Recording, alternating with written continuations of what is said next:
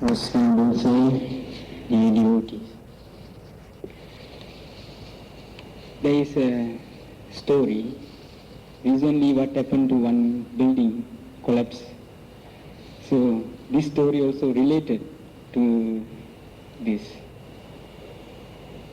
During the Buddha's time, there was a group of monks.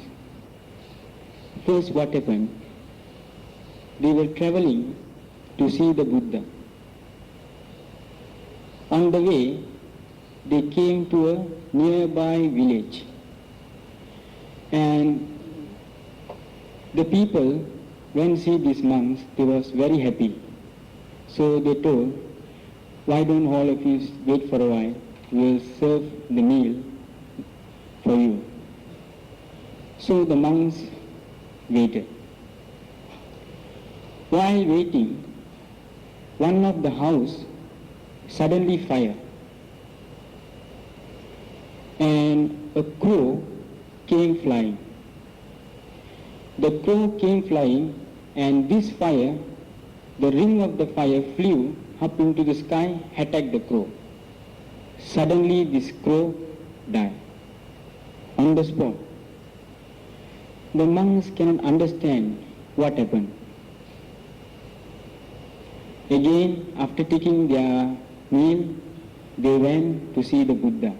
They want to find why this huge crow have to die in this manner. They cannot understand. Another group, they were on the boat, traveling to see the Buddha, monks. While on the boat, middle of the ocean, the boat cannot move. What happened? The captain of the boat is telling his workers to do something, but it cannot work. There was a man, it's a medium, he told, I'm very sorry, your wife already committed bad karma. If you never kill your wife, this boat cannot move and will remain in this ocean. So the captain say, no choice. The journey is very far. What happened? He took a pot, a rope, and tie on her neck, and burn and throw into the ocean. Do you believe? Yes. Burn, tie around the neck of her own wife and throw into the ocean. Burn there. After that, the boat can move. They are also on the way to see the Buddha. Third group, they were on the way to see the Buddha, another one, monks also. They came to a monastery, and the monastery, the people told, we have no enough place here, accommodation to stay. So there is another place, I can take you there. So they took these monks and directed to a cave. And what happened? The cave, suddenly, when the monks were resting, night time, a huge stone closed the entrance of the cave. 7 days the monks was inside. So after 7 days, no food, no water, remain inside for 7 days. Later on they came. All of them, the three groups, want to see the Buddha. Why like this?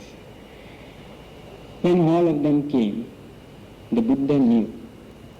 Now the Buddha asked the first question. When the monk asked the first question, why the crow have to suffer in this manner? Then the Buddha told, do you know, in one of previous life, the crow was a farmer. He had a ox. Every day he give food, feed. This ox very lazy, stubborn, never listen also. After that, sleep. So many times he try his best to train, stubborn. Still after eat, sleep. And then one day he lost his temper, this farmer. Catch this ox, took rope and tie around and throw into the ocean. And because of that, he born as a crow and have to suffer in this manner. For the second question, why the lady, the captain's wife, have to die in this manner, so suffering? Then the Buddha told, in one of a previous life, she had a dog. This dog is very good, very kind and grateful to this girl. All the time look after this girl. So one day, some boys were talking bad about this girl by addressing the dog. What happened? She cannot tolerate, straight went, took a rope and tied around neck. The dog burned the rope and threw into the ocean. Because of that, this. And the third one, this group of monks were laymen or cowherds. They look after the cow. So they saw a huge iguana. All of you know iguana, like a lizard, very huge. So when this iguana was coming on the way, they directed to a cave. And this iguana went inside and they closed suddenly. They closed the entrance. So 7 days this iguana was inside. And after that, one of the person remembered, ran and told others, then opened. No water, no food. Because of this, these monks have to suffer in this manner. Then the Buddha said, no one can escape from evil, even in the middle of ocean, in the sky, or in a cave. This is the story. Thank you. Friends, it comes like this. Na antalikkena samuda majje, na pabbatanan vivarang pavissa, na vijjati so jagati padeso, yattat kito, munchaya papa kamma, one's own karma. Thank you. Cannot escape in the sky, na antalikke. Na samuda majje, ocean. Na pabbatanang vivarang pavissa, in the cave. No one can escape from his evil karma, even though he run or try to escape in the sky, cannot, have to be caught. Again, in the ocean, cannot. Even go deep inside the ocean, cannot, caught. Again, cave. If you run inside the cave and hide, cannot, caught again. The Buddha says, these three places in this world, no one can escape. Thank you very much. Just now he mentioned one particular incident. A woman who was traveling by boat was regarded as a very unfortunate person. Because of her bad luck, and the boat could not move. So finally, they decided to throw her into the sea. There are similar incidents also. I remember another important incident. You might have read this. Venerable Fashion, who visited India from China, I think the end of 4th century, the first Chinese traveler who visited India, stayed there for 7 years and studied languages, collected a lot of religious materials and scriptures. Then he went to Sri Lanka and he stayed there for 3 years. Then he came to Java, Sumatra. Stayed there not for a long period. So when he was traveling by boat from Sumatra to China, on the way they had the same problem. The vessels could not move, turning this way and that way, but cannot go through. Then they have discussed what to do now. There must be a very unfortunate man here in this boat. We may have to get rid of him. Finally, they come to a conclusion, this particular monk is the cause of this unfortunate situation. The common belief is that in China, mostly in China, in India also not that bad, but still they have that belief that monks can bring bad luck. Yes, because they have renounced the worldly life. So they are not suitable for worldly people. That is the idea. They cannot bring good luck to business people to be prosperous. Therefore, if they happen to meet a bald-headed monk early morning when they go out to do something, they stop. If not, they curse this monk. And similar story in the same book, the Dhammapada. A hunter, when he was going for hunting animals, he met a monk on the way. He knew today is a very bad day for him. Even then he went into the jungle. The whole day he could not catch a single animal. So when he was returning, again he met this monk. He was so angry, he could not tolerate. He wanted to beat him and kill him. The poor monk climbed a tree to escape. He had hunting dog also with him. So when he was beating the stick, and these monks could not, the branch was broken, and he dropped on his head, the hunter's head, and his body covered with his robe. The hunting dog suddenly come and jump. He had the smell of the robe, not the master's. Started to bite and kill own master, because his body was covered with the robe, the smell is there.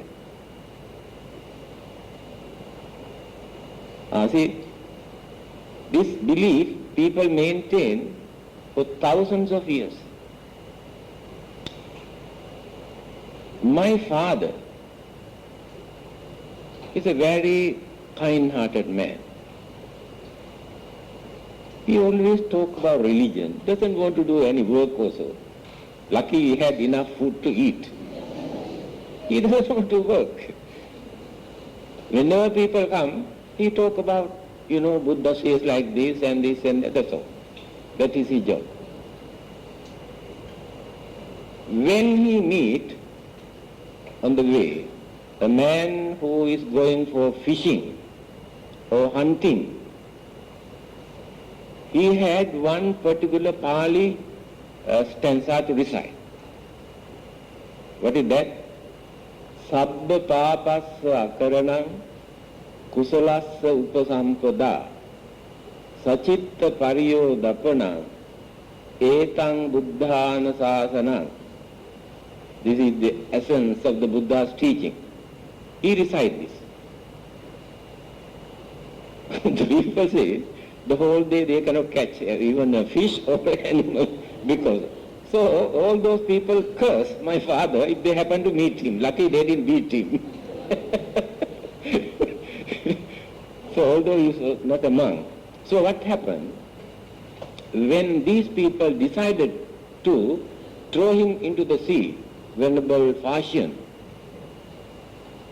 he said, all right, you can do that. There are so many people here from China. They will spread this news. This news goes to the emperor. When he comes to know, you can understand what will happen to you. Then they withdraw the idea. That is how Venerable Fashion escaped from the death. So, this kind of incidents or belief, I do not know whether they really work or not. The belief is still there.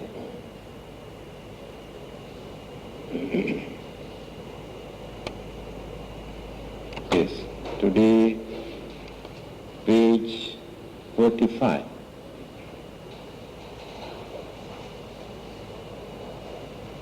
Stanza 43.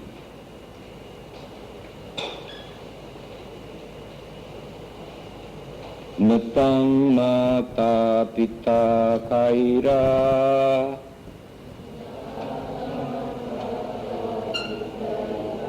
Anyeva picha nyataka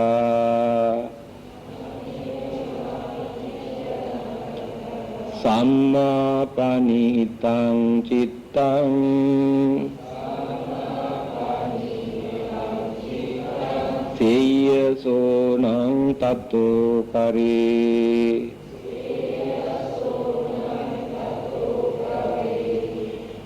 Natang mata pita kaira Anyeva picha nyataka Samma panitang cittang Siya sonang tato kari. What neither mother nor father nor other relatives can do, a well-directed mind does, and thereby elevate one.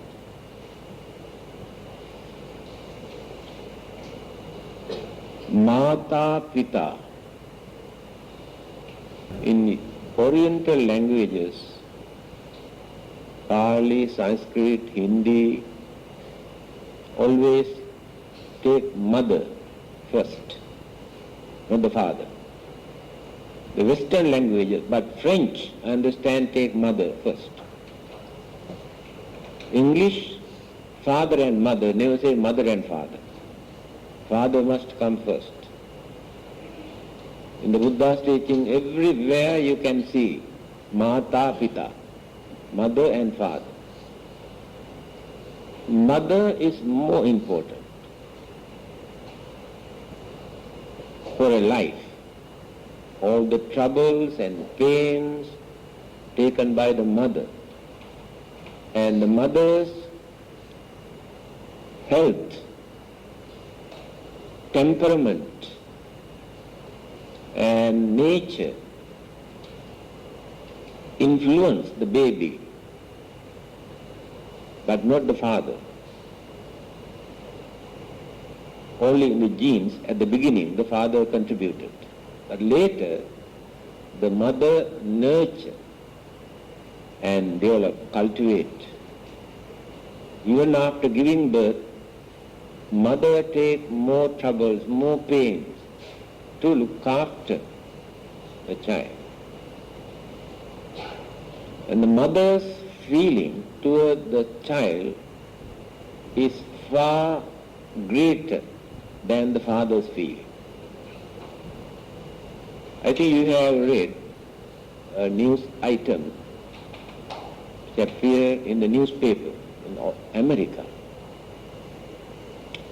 Father and mother and the child visited a zoo.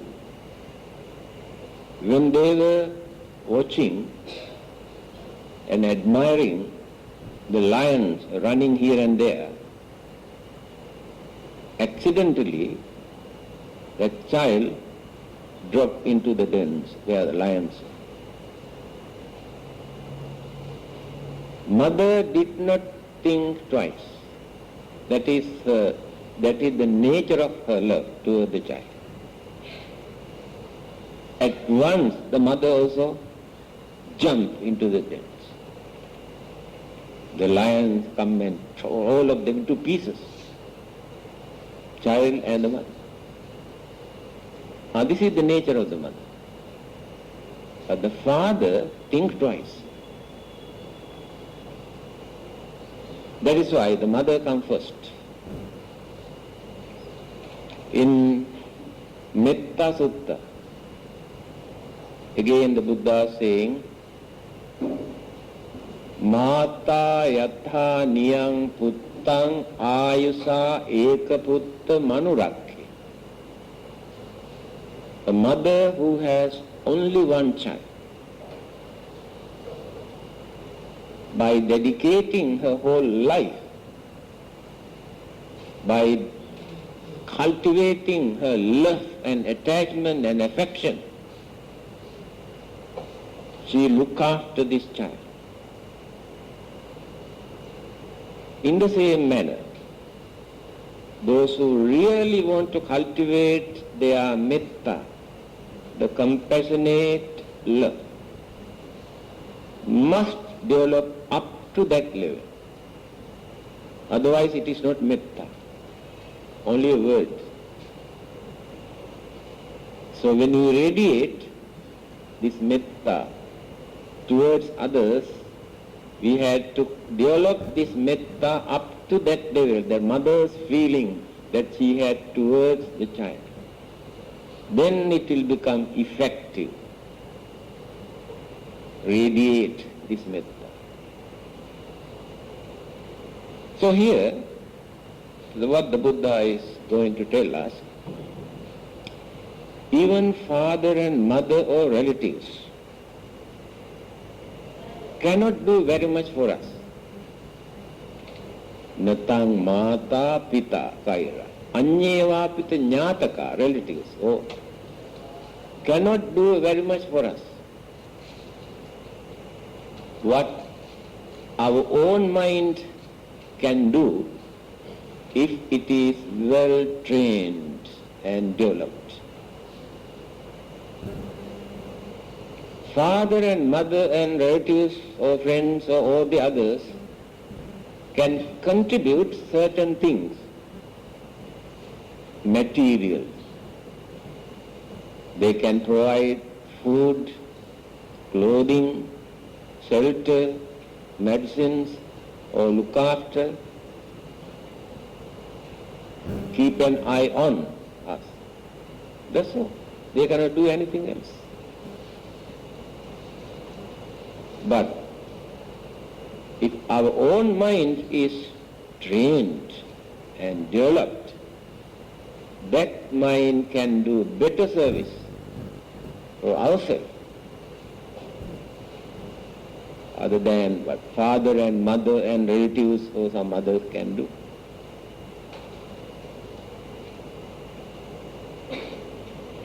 Another thing, the other side of the picture. Father and mother expect something, certain things, not something, from their children in return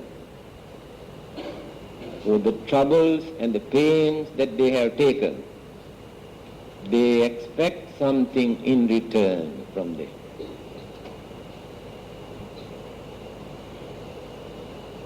Two things are very important. While they are living, they think that they will provide food if they are in difficulties, provide medical facilities if they are sick, or come and help them if they are in difficulties. But beyond this, two more. they expect after our death,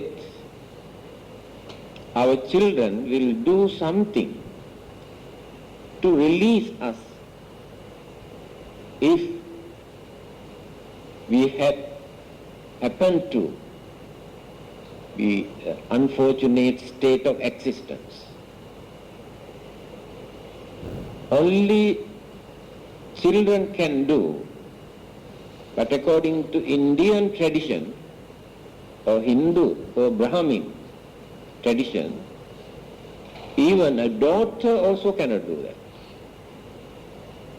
That is called Pitridana. Pitra means father, son. Only son can release the father or mother by performing certain rites and rituals or religious services. So that is why they were very particular to have a son. If from the first marriage, if no sons, and the wife allowed him to have second wife, to have a son. That is their custom at that time, long ago. But today there are no such beliefs. Especially children, because of their mental relationship, communication, easily they can influence that communication. Relatives or friends also can, if they have developed their mental relationship. But outsiders cannot transfer the marriage because no communication. So,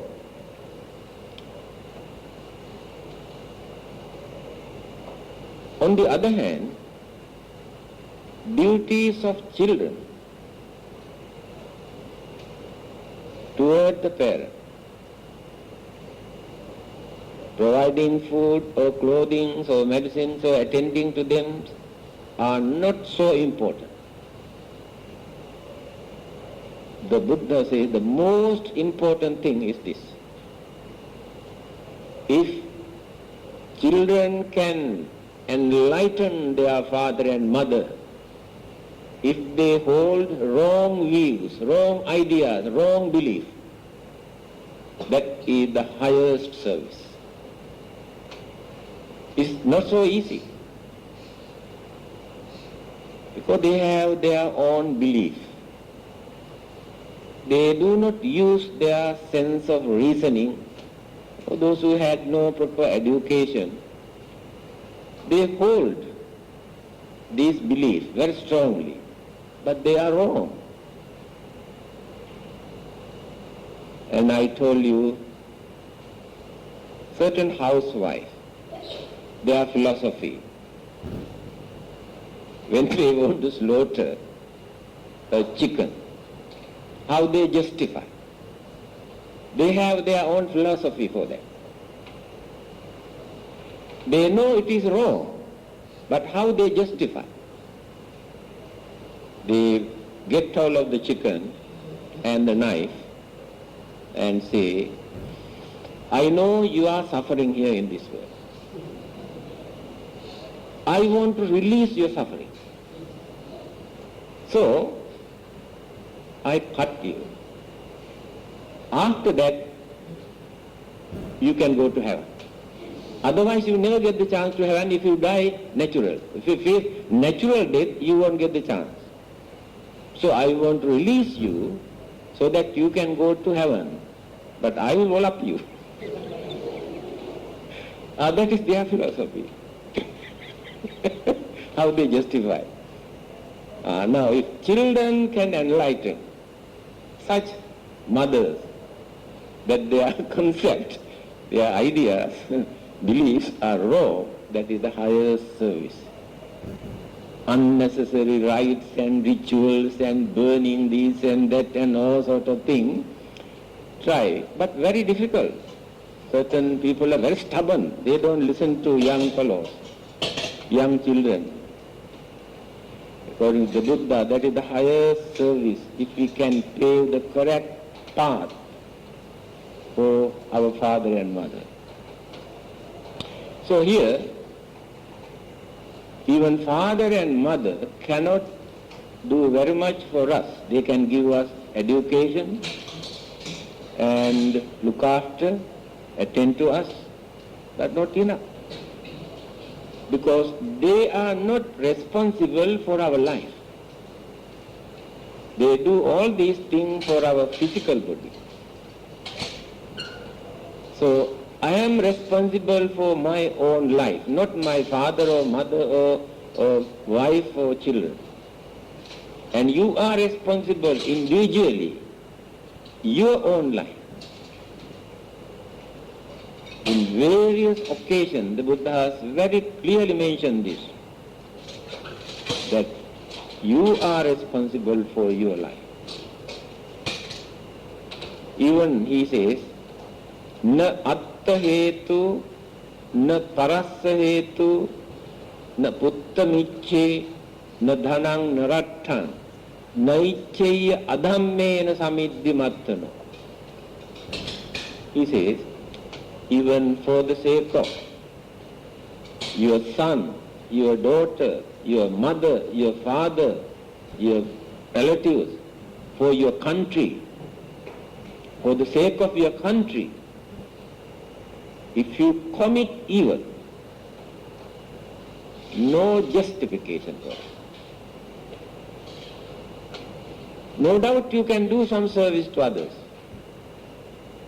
but you have harmed, you have polluted your own mind by committing that.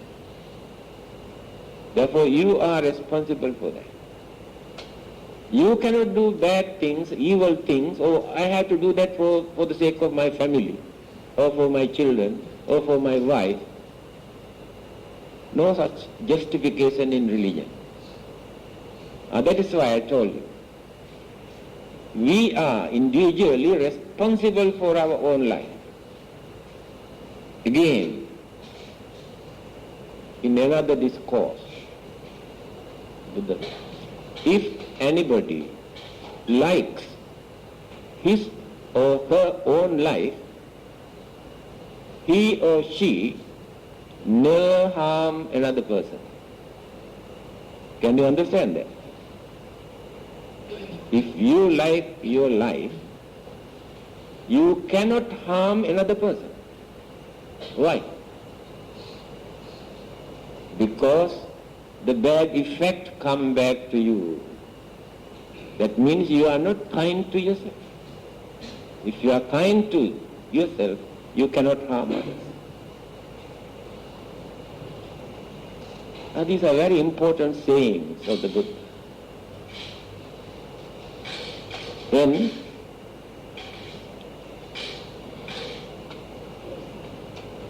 mind. We always talk about mind.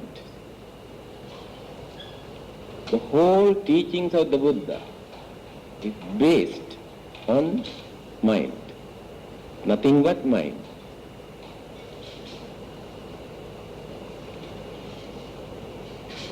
I think the other day I have told you, yes, I have told you the definition.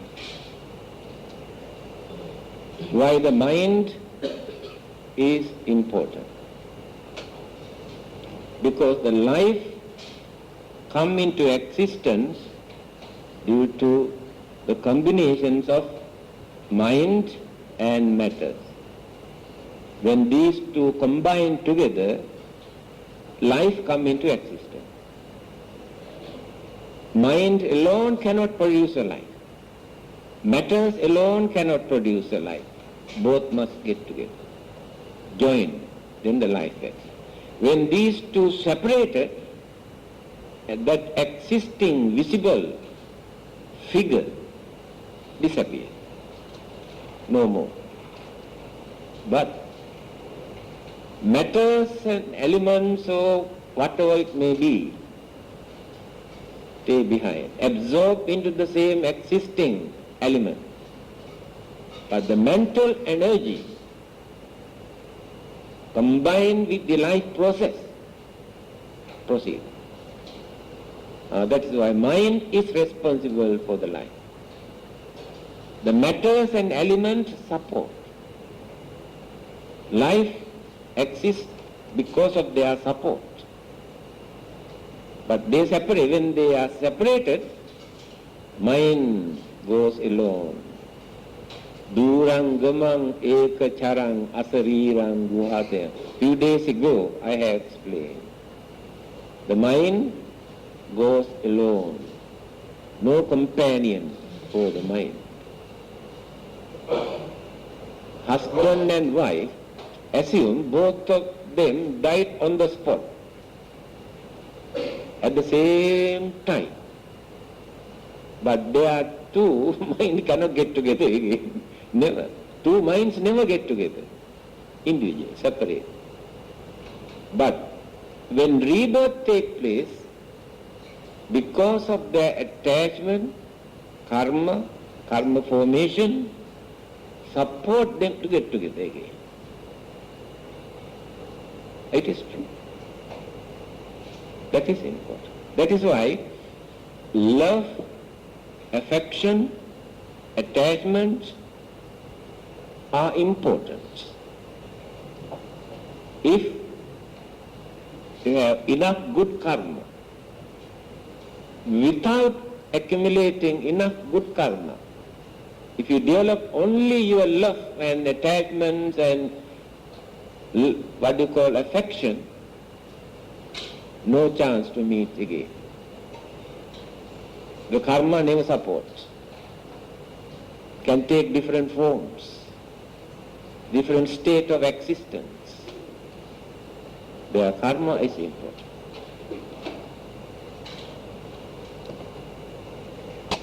So, father and mother or relatives cannot create good karma for us while we are living here. But they can support us, help us, teach us, provide facilities for that. But we have to do that. After our death, that we do something as transference of merit, that is to support that unfortunate state of existence to have a rebirth. Those who remain in the spirit form without taking proper rebirth, through the transference of merit, that is the only thing that we can do. But we cannot give our own karma to them. We can radiate our kindness and mental vibration and the sound vibration to push them so that they get the chance to proceed. Otherwise, simply by transferring merits, we cannot release those who are suffering in hell or in animal kingdom. Impossible. Doesn't work. They have their own karma, good karma or bad karma. So we should not depend on others' karma. We must have our own. That is why here the Buddha says, don't depend even on father or mother or relatives or children or anybody. You must have your own karma. Then here it is mentioned what are the things that we have to do as good karma. Because people usually do certain things, but some of them are meaningless, not very significant. traditional practices, a general belief that people maintain. The Buddha has pointed or highlighted in his teaching 10 kinds of good karma. So during our lifetime, we accumulate different kinds of karma, good karmas, different kinds of bad karma. It depends on our motivation, intention, purpose, mental attitude at that time, what sort of thoughts we maintain while we are performing this particular good karma or bad karma. So they are divided into different groups according to our mentality. For example, let us take bad karma. With anger, with jealousy, with grudge, with enmity, or ill will, or jealousy, or intolerance, or just for fun, we commit lot of bad karma. But the effect of these karmas differ according to the mentality. What sort of ideas, thoughts were functioning when we were doing this bad karma? Or the motivation, intention, why we wanted to do that? For what purpose? Sometimes increase certain degrees, sometimes reduce certain degrees, according to the intention. Example, you want to kill a dangerous animal, or a gangster, or terrorist. But your motive, intention is to protect others, allow others to live peacefully. And you take the risk to kill this person. So you have no selfishness. You have no personal grudge or enmity with this man. But your idea is to save others, to protect others, allow others to live peacefully. I take the trouble to destroy him.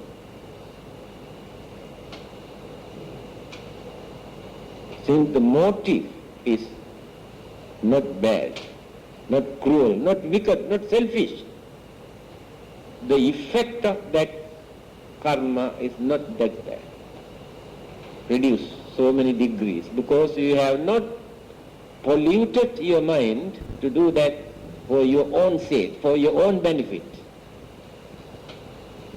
Even then, knowing that there will be bad effect, you have to face the consequences.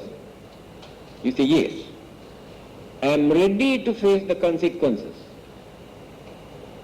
But I like to see that these people can live peacefully. I see how the mind can change. Just now I mentioned, even for the sake of father or mother or children or wife or husband or country, we should not commit evil, bad things. Yes, it is true, but it depends what sort of motivations, intention. On the other hand, from the Buddhist point of view, we cannot say there is nothing wrong. There is something. We cannot say, oh, I do not create any bad karma by killing that man who endangered the whole country, whole area. I don't believe there is any bad karma. No, we cannot say. Because if I created the idea that I want to kill, then the karma implanted in the mind at that time. The intention come later, purpose come later. In a very sensitive, very reasonable way, the Buddhism explains how karma can create good effect and bad effect, how we can overcome, although we have committed bad karma, the good result of good karma. We have to use our effort also. There's a nice saying in Sanskrit language, Nahi suptasya singhasya pravisanti mukhe mriga. Lion is the king of the beast, animals in the jungle. Even then, if these lions always sleep without going out for hunting, animals never come and enter into his mouth. Exactly like this. You have a lot of good karma. Karmas alone cannot support you if you don't use your effort, your knowledge, your understanding. That is why knowledge is important. So,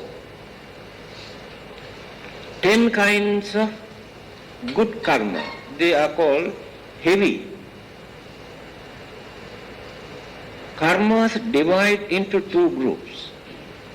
First, karma, ordinary karma. Another group, karma patha, very solid. Patha means path. Get into the path to experience the result easily. One group of karma. The other group of karma remains just floating, not certain.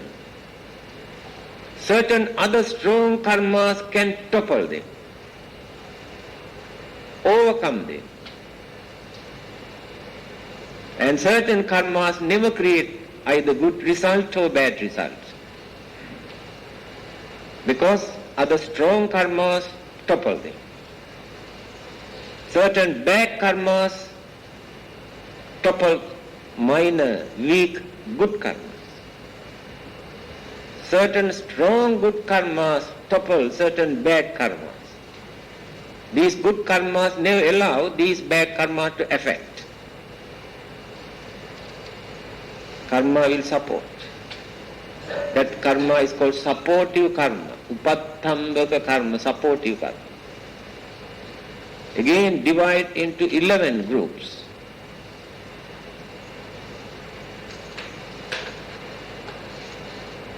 Effect of good and bad karmas we experience while we are living here within this lifetime, only certain karma. That is why people are very impatient. They want to see the immediate result. They cannot wait until they die. When they do bad thing, they experience immediate result. Stealing, bluffing, swindling, cheating, and kidnapping, immediate result.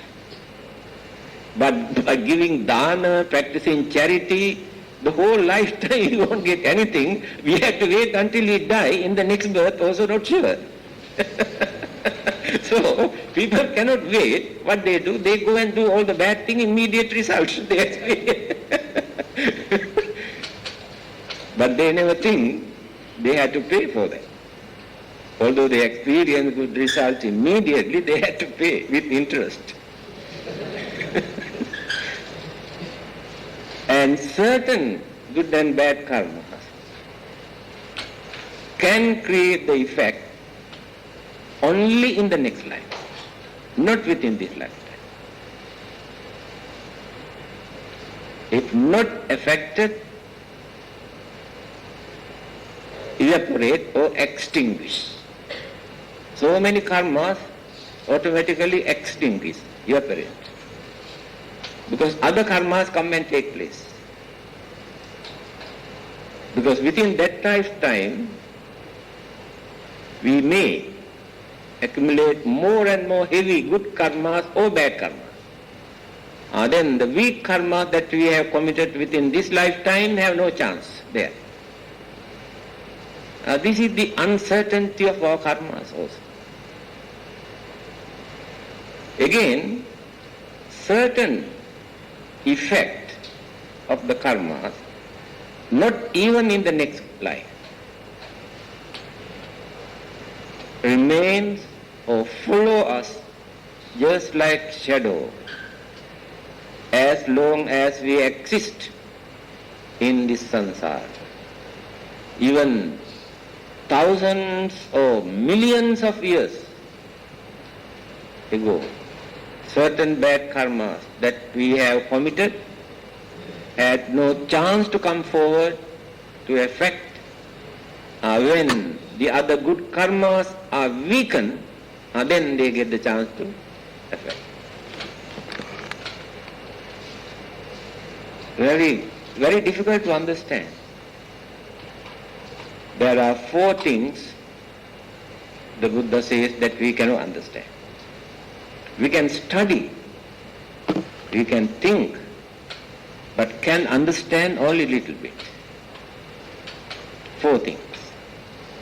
Until we attain the highest stage of sainthood or enlightenment. But today, we cannot get the clear picture of these 4. Buddha Vishaya, Loka Vishaya, Karma Vishaya, and Jnana Vishaya. These 4. Buddha Vishaya, the nature of the Buddha's enlightenment.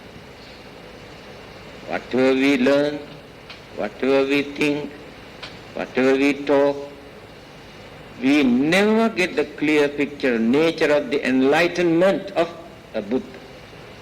What sort of wisdom, supreme wisdom is that? But we can understand it a little bit. Second one is karma vishaya, the nature of our own karma. The controversy is where this karma is stored. Biggest controversy. Hindus, they have accepted very simple method. They also believe karma just like Buddhists. There is no difference. But they say God is responsible for that. God punish or reward according to our own karma. Very simple, very easy to understand. But Buddhism never accepts this, because another person cannot handle our own karma. Either God or Buddha. Buddha also cannot handle our own karma. That's why I told you I am responsible for my own life, own karma, and you are responsible for your own. They cannot change. Then where this karma is deposited or stored. Now let us take a mango tree. We plant a mango tree.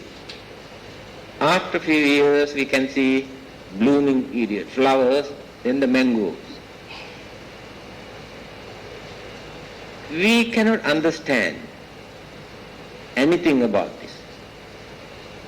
According to our silly ideas, we think these mangoes come out from the tree. They were deposited in the tree, that's why they come out from the tree. Like small children's way of thinking. A man who has never seen a train, first time in his life, he has come to a railway station and he saw the engine is running very fast. He cannot understand how this engine runs. Then he asked, hey, where is the hose? I cannot see the hose, but this one is running. And don't worry, hose is inside the engine. The hose run inside the engine, that is why this run. Oh, no doubt. That's why I couldn't understand how this one runs without a hose. That is our way of thinking long, long ago. So in the same manner, where these fruits come from, if they were not stored inside the trunk or the tree, karma is like that. Now you want to see, you cut the tree and split into the pieces, but you cannot see any fruits or flowers there. Nothing. There was a king during the Buddha's time who did not believe rebirth.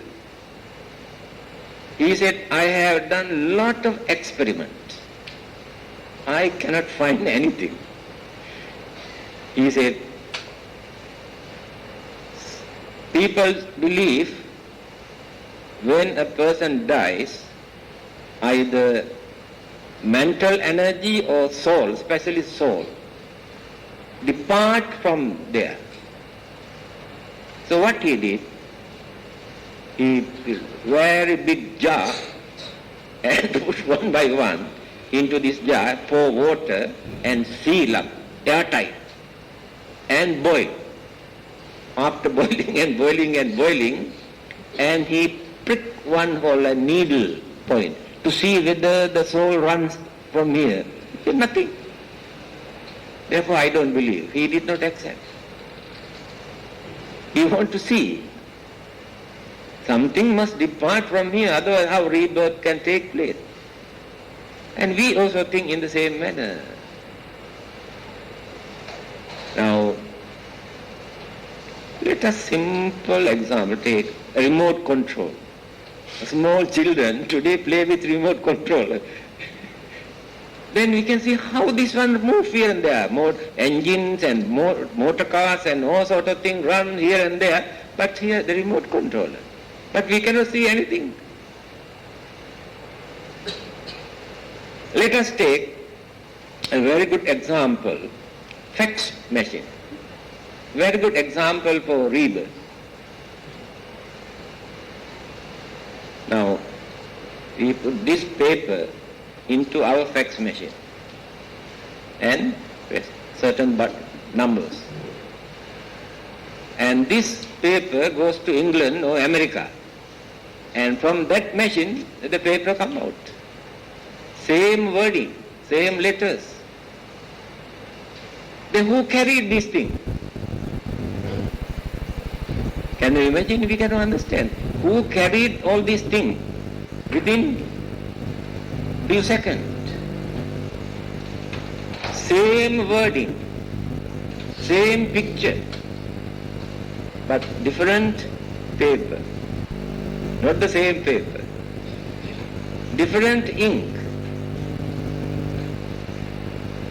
When we die, our mental energy or life process work exactly like that fax machine. You cannot see anything. In the other end, a paper come out. That means this departed mental energy, life process, combined with the elements there and produce another life, like a paper. That is different paper, not the same paper.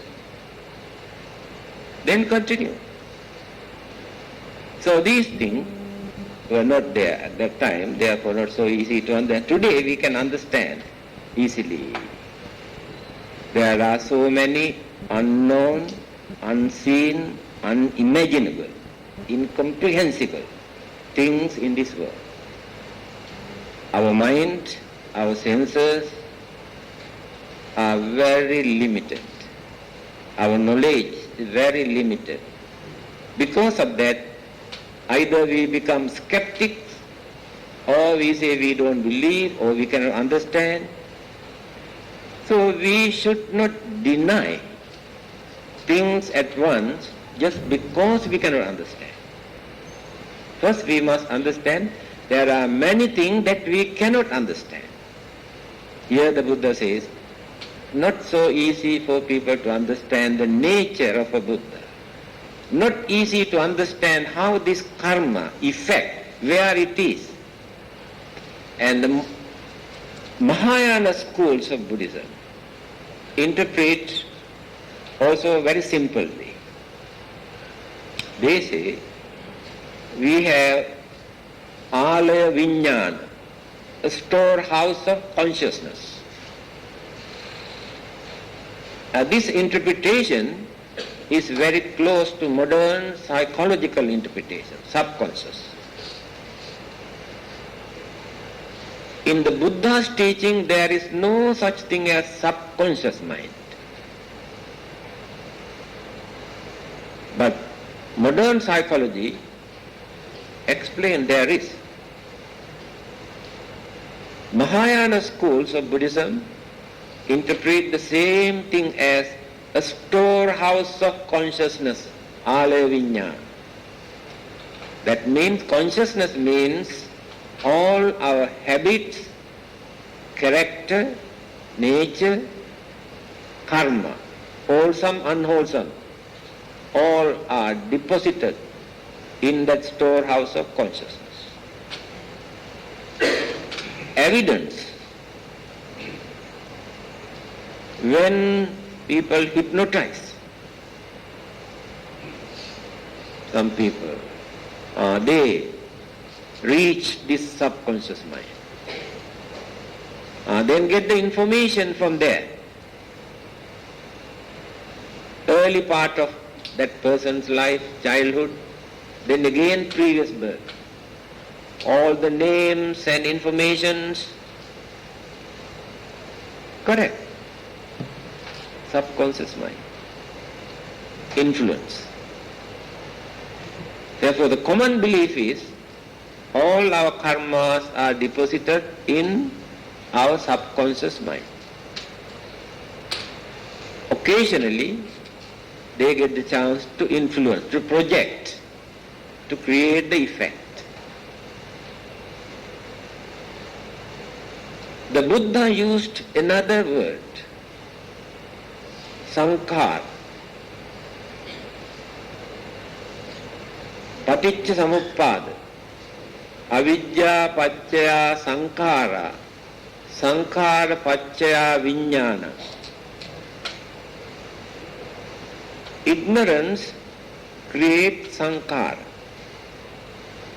Sankhara creates consciousness. That is rebirth consciousness.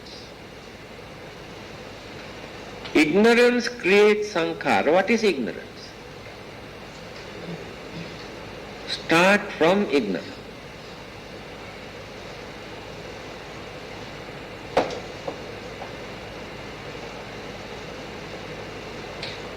How ignorance is originated in the mind.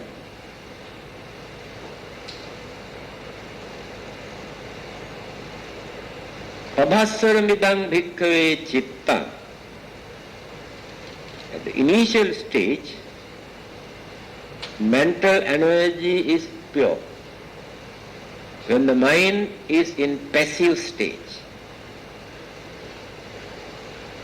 when the mind does not take any objects from outside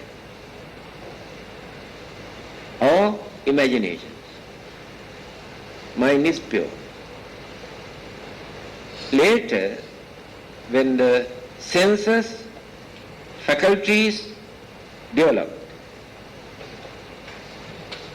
then that mind catch external objects. These objects pollute that purity of the mind. This pollution remains in the mind just like sediment.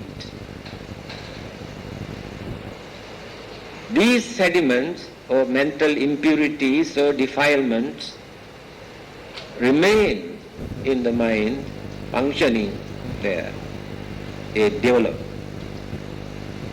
become into bacteria, virus, germs, develop further and further. When you keep some sediment in a glass of water, after 1 or 2 months you can see all sort of germs or worms started from sediment. Exactly in the same way. The purity of the mind is polluted, disturbed by all those developed mental defilements. These mental defilements then remains just like dark cloud in the mind. Then cannot see things properly, cannot understand things properly. That is called ignorance. How we develop ignorance at the beginning in the mind.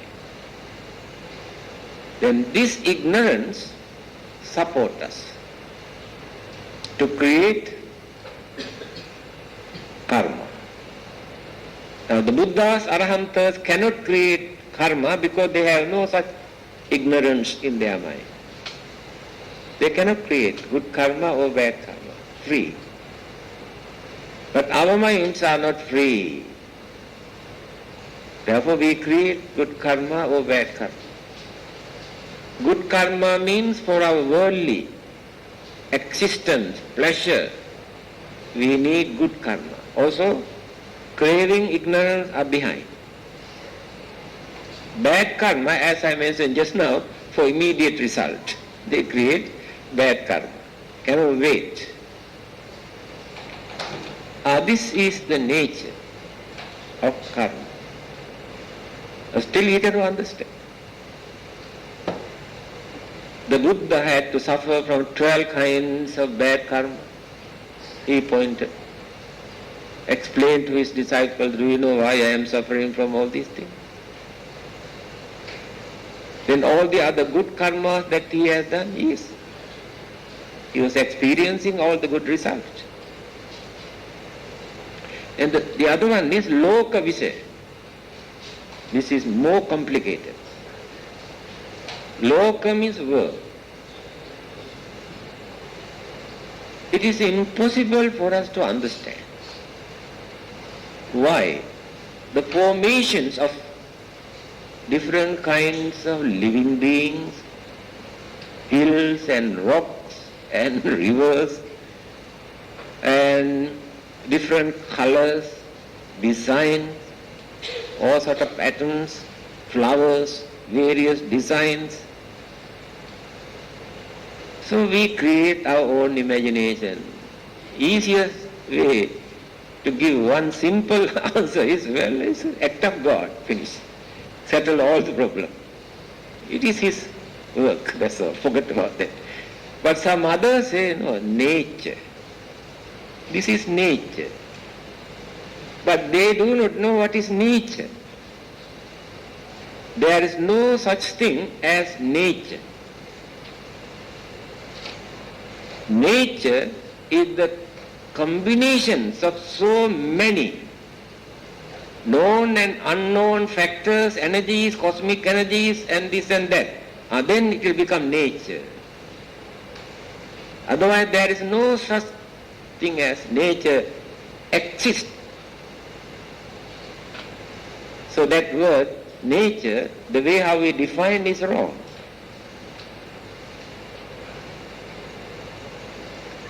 So we cannot understand why all these living beings, animals, some have no legs at all, some only 2 legs, some others 4, some others 100.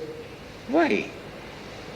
And I have seen butterflies.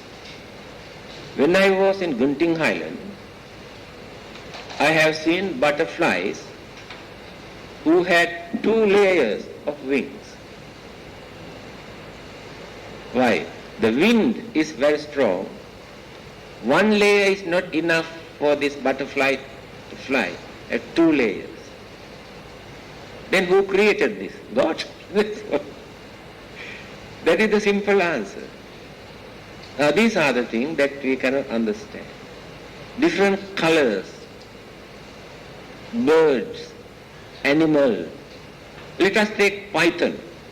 What a beautiful design, batik design is there, the skin. Every creature has some sort of design. It's act of God. But behind that we do not know. Scientists try to study certain things they have learned, but very little. So we can learn, can understand little bit about the nature of worlds. It's only about this. What about the universe? Galaxies, endless, infinite, no end. Why do they exist? Oh, God created. God created, that's all. To many people, that is not the answer. The last one is jhana vishaya. Jhana means the mental development through meditation. Jhana. Meaning of the word, jhana means burns. Jayati. Burns. That meditation burns the defilements of the mind, especially 5 mental hindrances. Kamachanda, Vyapada, Thina Midda, Uddhacha, Vichikicca, these 5 things. Burns. And then the mind gets some extraordinary energy and gains some sort of power. That power they introduce as supernatural power, supernormal power, through jhana. But people cannot understand how they develop this jhanic power in their mind. Just to appear and disappear, walk on the water, fly like birds, go through the walls without any difficulty. All these things regarded as supernatural power, jhanic power. But no one can understand how they perform this kind of power. So the Buddha's advice is, don't waste your time, don't get fed up, don't create confusion, try to understand what you can. That is enough for you. Yes, 9:30. I wanted to explain these 10 kinds of meritorious deeds. I think you have learned earlier. Anyway, next Friday. Okay.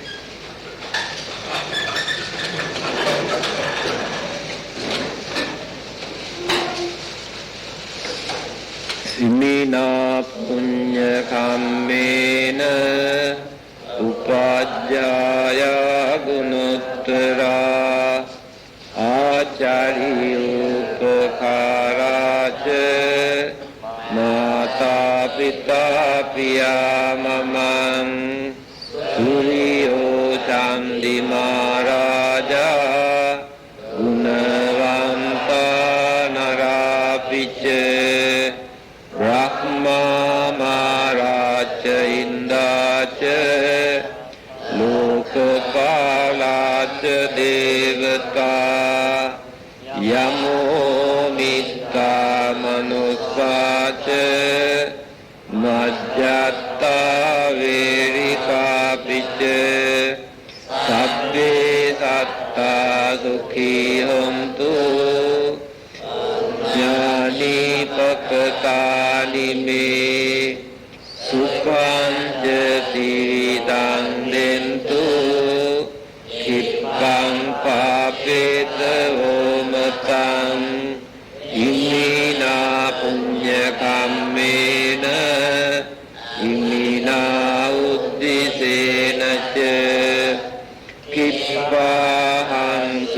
abhesheva tannupadana chedanam ye santane hina dhamma yava nidvanato mamam nassantu sabbada eva yatta jato bhave bhave ujutitto satipanyo salleko viriyavamina maralabantu lokasam katunca viriyesu ve buddhadi pavaronato dhammo nato aruttamo nato pacceka sambuddho sangho nato taro mamam utsamanubhavena marokasam labantu ma.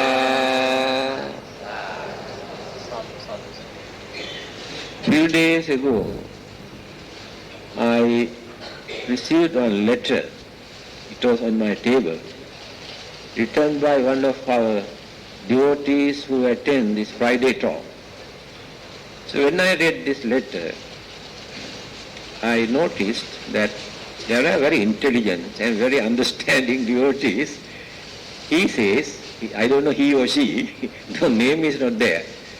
The way how I explain, how I justify the renunciations of the Buddha or Bodhisattva for the sake of whole humanity or whole living being, not for his own sake.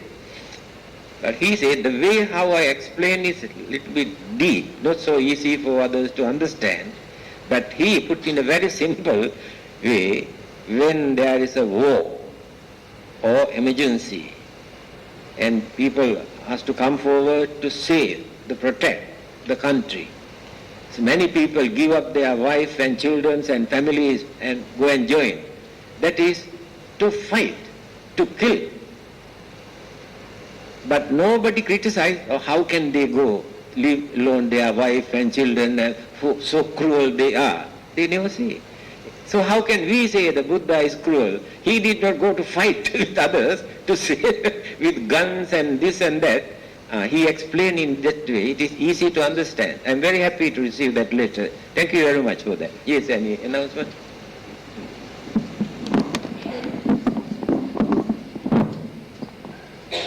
Venerable Sir, brothers and sisters in the Dhamma, I have 3 announcements to make, and that is on the 31st of December, like last year, Venerable Dhammaratna is organizing a Malam Apresiasi. That is for the Vihara to say thank you to all the devotees who throughout the year supported us. This will be a vegetarian dinner with a show, and this will go on from 7:30 right through to about 11:30. Then to welcome the new year, we will have chanting. And last year's experience, we had 1,000 people. It was a lovely experience. Please do get your tickets. Please come, bring your families and your friends. There is absolutely no cost involved. There is nothing, because for one time in the year, we pay you. All right?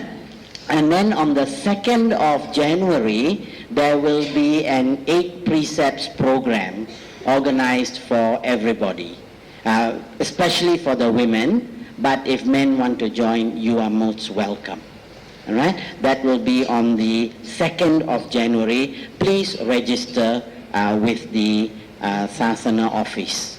All right? And then on the 3rd announcement I want to make is that Venerable Chief, Dr. Kumarasari and myself, the 3 of us will organize a 10-week course on comparative religion. We will be covering all the religions from primitive religion like the Aborigines, Sakai religion, Iban religion, and then North American Indian. We will cover Hinduism, Buddhism, Christianity, Islam, Shintoism, Taoism, and Confucianism. Altogether, there'll be about 9 religions to be covered in 10 weeks. Every Tuesday, starting from the 4th of January through to March, we will not have a class during Chinese New Year and Hari Raya. But otherwise there'll be 10 weeks. It'll cost $25 for the textbook, but if you don't want the textbook, then it's free. All right? Just to cover the cost of the book. Also, please register with the Sasana office. We are looking for not more than 50 participants. One of the rules is if you sign up, then you have to attend all the 10 courses. You cannot drop off halfway. Okay? Thank you very much. Those are the 3 announcements. Thank you, Venerable Sir.